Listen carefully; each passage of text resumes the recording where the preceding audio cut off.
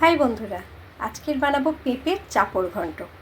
নিরামিষ করেই হবে পেঁপের চাপড় ঘন্ট। তার জন্য নিয়ে নিয়েছি মটর ডাল, বেটে নিয়েছি, পেঁপে ভালো করে কেটে সিদ্ধ করে নিয়েছি।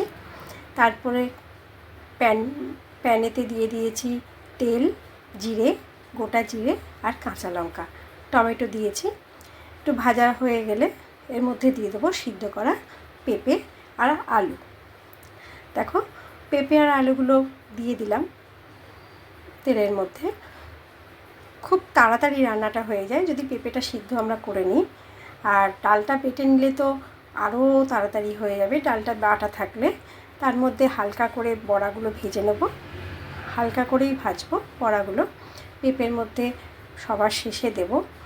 দিয়ে দিলাম পেঁপে, আলু আর পেঁপে সিদ্ধ।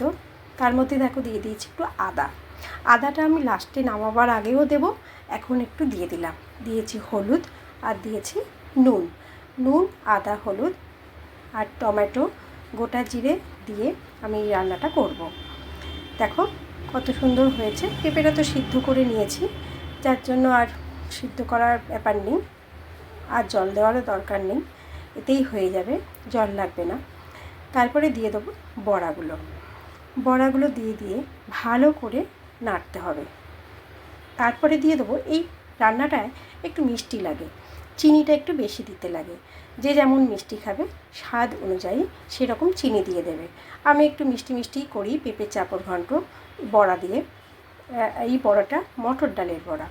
দেখো, ডালের বড়াগুলো হালকা করে যেহেতু ভেজেছি, সেহেতু যখন আমি নাড়ছি তখন বড়াগুলোকে ভেঙে ভেঙে দিচ্ছি, আর পেঁপেগুলোকেও আমি একদম ভেঙে দিচ্ছি। দেখো, যত স্ম্যাশ করবে রান্নাটা খেতে কিন্তু ততটাই ভালো হয়। আর এতে একটু মিষ্টিটা বেশিই লাগে, মিষ্টি যত দেবে টেস্ট হবে অন্যরকম।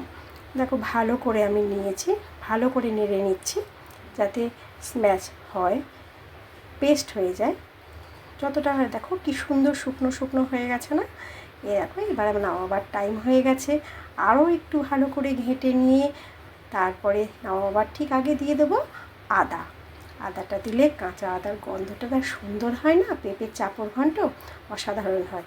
এইভাবে বানিয়ে নেওয়া যায় চাল কুমড়ো, লাউ, এগুলো এইভাবে একই পদ্ধতিতে বানানো যায়। দেখো কি সুন্দর দেখতে হয়েছে, আর খেতেও কিন্তু খুব সুন্দর হয়। তোমরা বানিয়ে ফেলতে পারো নিরামিষ রান্না, কোনো অসুবিধা নেই। মটর ডালের বড়া দিয়ে পেঁপের চাপড় ঘন্ট। Bye bye.